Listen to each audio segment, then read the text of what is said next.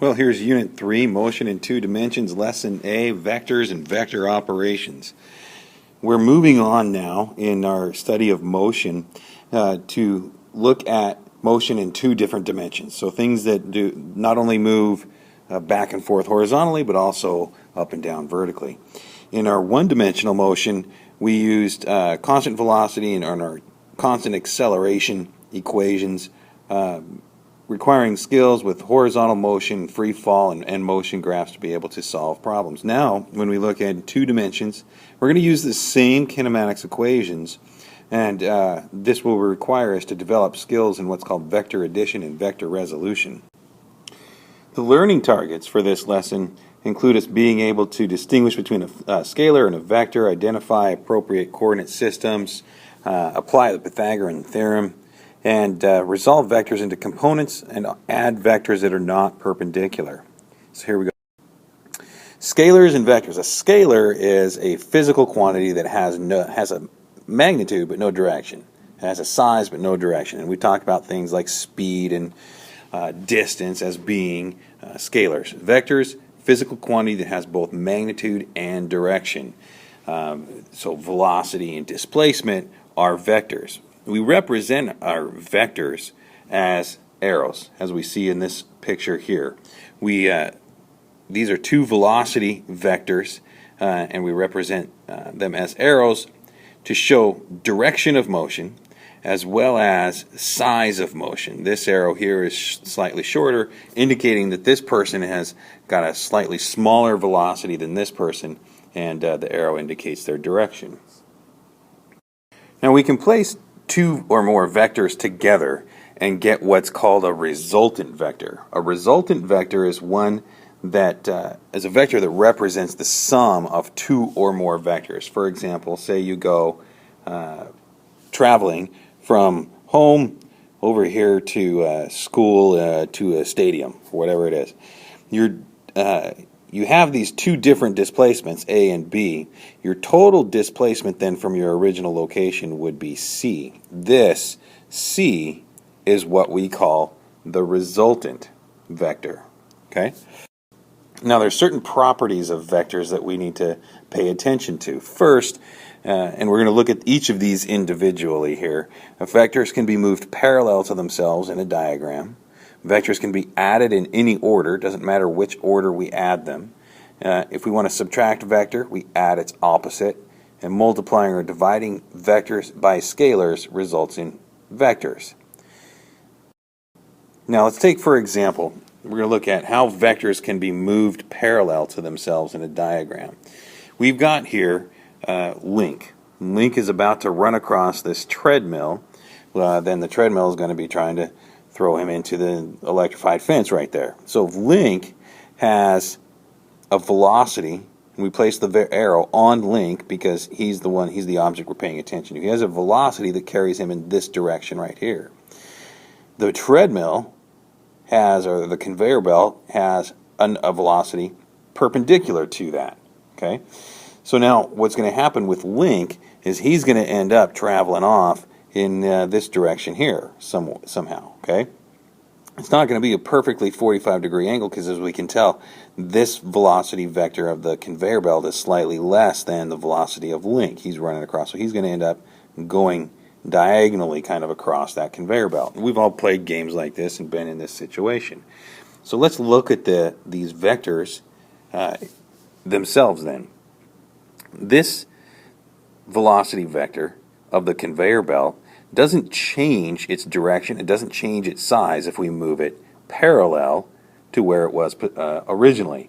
So now we can place it here, and then we end up being able to draw a resultant velocity vector from the tail of the first vector to the tip of the second vector. So this is called the tip-to-tail method right here, and it's showing us then that we can move these vectors perpendicular or parallel to themselves and end up with our resultant. Okay, so say in another example we've got a car moving across with a velocity of 0.8 meters per second moving across a walkway that has a velocity of 1.5 meters per second. We can place those vectors parallel to one another. We can slide one from that object up here and we get our resultant. Okay, also vectors can be added in any order. So say for example, you run a marathon, you run this way, you run this way, you run this way, you run this way, okay? And you end up at this point right here. It doesn't matter which pathway you take, you're going to get to that same displacement here. Okay, so vectors can be added in any order. And we go to model vectors, we do so using a coordinate system. And we can do that one-dimensionally or two-dimensionally, whichever way is advantageous to the problem we're trying to solve. For example, if we have this gecko right here, he's traveling up this tree in the y direction. So this gecko's displacement while climbing this tree can be represented by an arrow pointing directly along the y-axis. So say for example though, we've got a plane traveling to the northeast at a velocity of 300 meters per second. This can be represented as either moving along a y-axis chosen to point to the northeast, or moving at a 45-degree angle to both the x and y axes. Okay. Often though, I mean, if we have a situation where we've got an object, say, moving on a ramp or something, if our ramp is sitting here, then we have an object that's going to be sliding on that ramp. Often what we will do is we'll choose a coordinate system that is tilted this way, with maybe our positive x direction to the right down the ramp and our positive y direction there. But choosing our coordinate system, you know, it kind of depends on the problem situation we're looking at, but there are some certain conventions that we use, such as this ramp example here, when solving problems. Okay, so being able to solve problems involving vectors involves using the Pythagorean Theorem and trigonometric functions with our vectors. To remind you, the Pythagorean Theorem is c squared equals a squared plus b squared, and it can be applied to any right triangle, and so it can also be applied to finding the magnitude of a resultant displacement. To find the direction of a vector, we'll be using trig functions such as sine, cosine, and tangent, as outlined here. And of course, these trig functions can be applied to any right triangle, and therefore we can use them to find resultant displacements and velocities and accelerations, anything that's a resultant vector. For example, let's look at one. We've got an archaeologist that climbs a great pyramid in Giza, Egypt. The pyramid's height is 136 meters. Its width is 230 meters. What is the magnitude and direction of the displacement of the archaeologist after she has climbed to the bottom of the pyramid to the top, from the bottom of the pyramid to the top?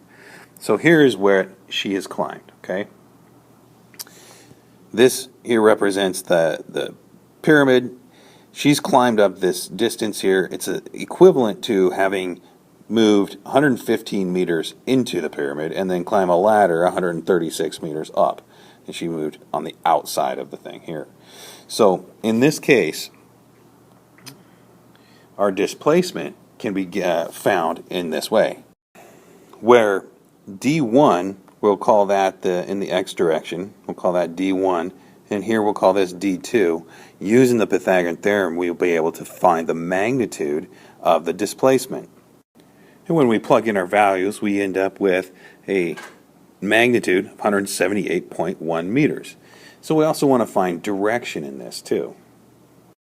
To do so, we'll use this tangent function here, and the tangent is equal to the opposite over the adjacent, okay? So that's D2 over D1, which will be 136 over this 115, which gives us this 1.18. Now this, in your calculator, you need to find the button that's usually a second function, and it's called the inverse tangent. It looks something like that right there. And you plug in this value, this 118, into that inverse tangent to find the angle, and in that case we would get an angle of 49.8 degrees. So our total answer here is going to be a total displacement of 178.1 meters at an angle of 49.8 degrees, and we would report that as being north of east. Okay, and what that means is that that angle is north, the northern direction of east. Okay, so another thing that we want to be able to do with vectors is resolve them into their components. The components of a vector are the projections of a vector along the axes of a coordinate system. And so we name them like the Vx or Vy for a velocity vector. This would be Vx would be the x component of that velocity. Vy is the y component of that velocity. So let's take a look at an example, right? So let's say we've got a truck carrying a film crew, and that film crew has to be driven at the correct velocity to get that film, to get the crew to film the underside of an airplane. The plane flies at 95 kilometers an hour at an angle of 20 degrees relative to the ground. So that would be, this would be that situation here. So in order to be able to do that, to stay beneath that biplane, the truck has to be driven with a velocity then that's equal to the x component of the biplane's velocity. Okay, so the truck doesn't have to be driven at 95 kilometers an hour. If it were being driven at that speed, it would pass the underside of the plane, right? It only has to be driven at the component of the velocity of the plane that is parallel to the direction of motion of the truck. Therefore, it has to be driven at the speed of Vx, which is the horizontal component of the plane's velocity. So let's kind of look at how we would find out what that is. If we know that the plane is being flown at an angle of 20 degrees to the ground, okay, we want to find then Vx. Well, our cosine function is going to tell us that the cosine of this angle, this 20-degree angle, is going to be the adjacent side over the hypotenuse. Okay?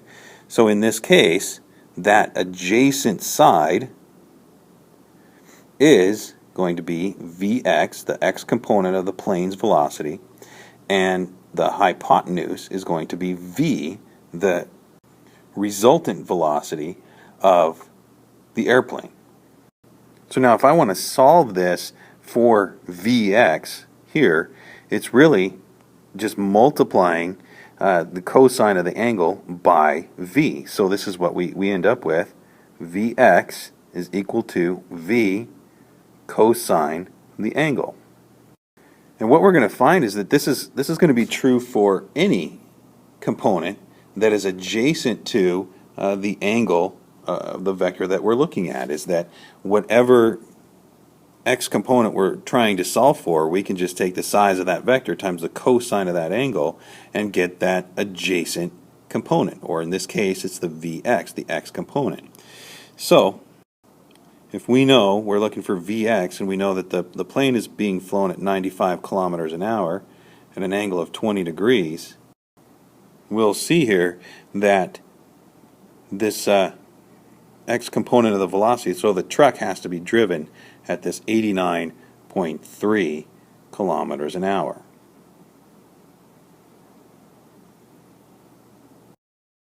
Okay, so let's look at another example. Now we want to find the components of the velocity of a helicopter traveling 95 kilometers an hour at an angle of 35 degrees to the ground. So what we have here is we have our helicopter. It's being flown at 95 kilometers an hour at an angle of 35 degrees to the ground, and so we're going to look for Vx and Vy. So when we have the condition where one of the components we're looking for is adjacent to this angle, we can just simply use that relationship we just looked at, where we've got Vx equals V cosine of that angle. So Vx in this case 95 cosine 35, and we end up with 77.82 kilometers an hour. And so now we want to also look at the y component. And this is where we're going to be able to use that property of vectors of being able to slide them parallel to their position, okay? Because if I've got this vector drawn, here's that 95 kilometers an hour. Here's my Vx, okay? Right up here I've got Vy driven, or shown this direction, right here. It doesn't matter where I draw it. I can draw it right here, and it's still Vy. It's not changed its value at all. I've just slid it over parallel to its position. So in that position right there, we can see that here's our angle. Now Vy is opposite that angle, and the trig function that's associated with opposite, of course, is sine. So in this case here, the sine of our angle is going to be opposite over hypotenuse. That's going to be Vy over V. And if we want to solve for Vy, again, it's just like Vx. We go Vy is equal to V sine theta. And so when we plug in our values, we end up with Vy equals this 54.5 kilometers an hour.